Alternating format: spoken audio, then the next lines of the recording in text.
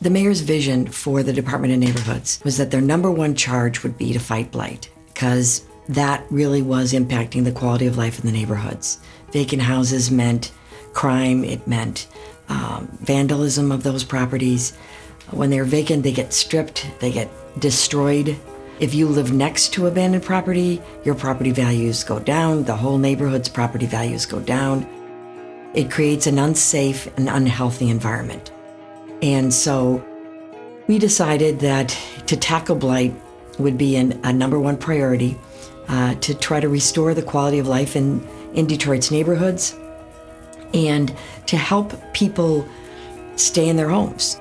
We organized literally thousands of cleanups our first couple of years in 2014 and 15. The Blight Task Force report that came out in 2014 really traced the abandonment of the houses to foreclosures. In 2014, we had 62,000 properties posted with foreclosure notices in the city of Detroit.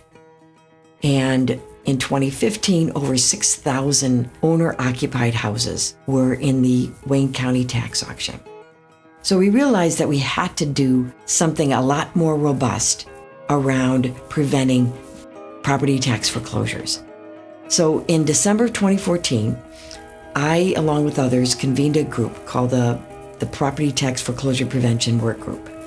And it had the mayor's office, it had the city treasurer, it had a bunch of nonprofits, and it had a number of for-profits like Quicken Loans that had sponsored the Blight Task Force report. It had Loveland Technologies that had done the mapping of all the parcels. We had the Wayne County Treasurer as a key partner. So one of the things we realized is that none of those folks doing all these efforts were talking to each other. So the mayor's office became the primary convener of that group to help us talk to each other and to help us build some strategies around outreach and education to really create meaningful interventions to save people's homes. So the treasurer and the mayor also became some of the chief spokespersons for educating the public about payment plans, about deadlines for how they could go in and pay their taxes or get on payment plans. The mayor's office had volunteers that went out, staff went out. The treasurer hired folks to go door to door and had interns do phone calls. Other nonprofits like the United Community Housing Coalition and others created a lot of door-to-door efforts, mailings. We track how many doors have been knocked on, we track how many mailings have been sent out, and we also specifically track owner-occupied foreclosures. How many houses do we still have facing the tax auction? So early on in our task force, we were urged to try to create a ramped up effort around poverty tax exemptions. And at first, because the city had just exited from bankruptcy, I think there was a concern about how it would impact the city's revenues.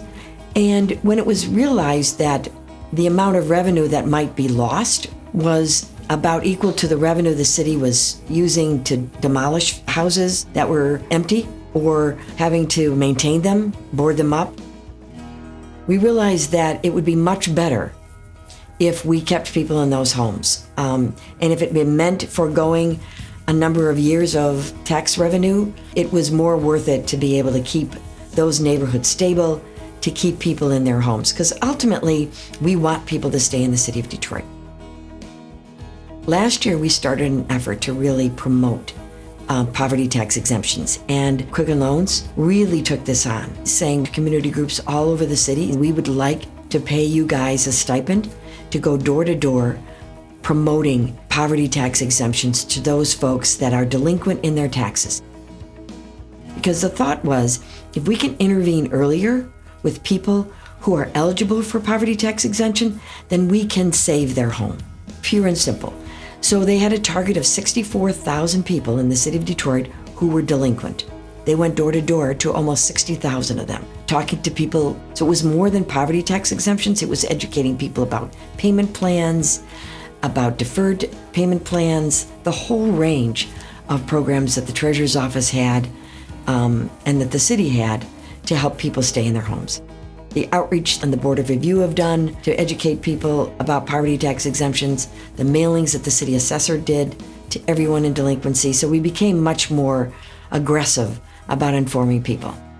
We were able to reduce owner-occupied foreclosures. This year, we're looking at a little over 400 owner-occupied foreclosures.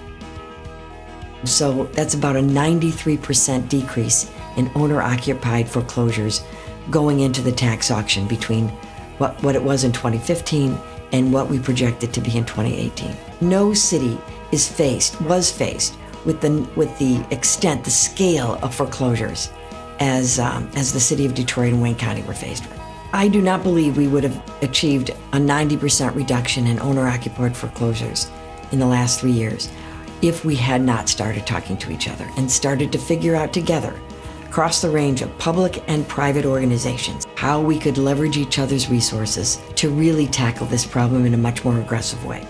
Without meeting every week, every month, countless other subcommittee meetings, I think all of those discussions and coordinations were the reason we made this dent in this problem that in an urban city is unprecedented.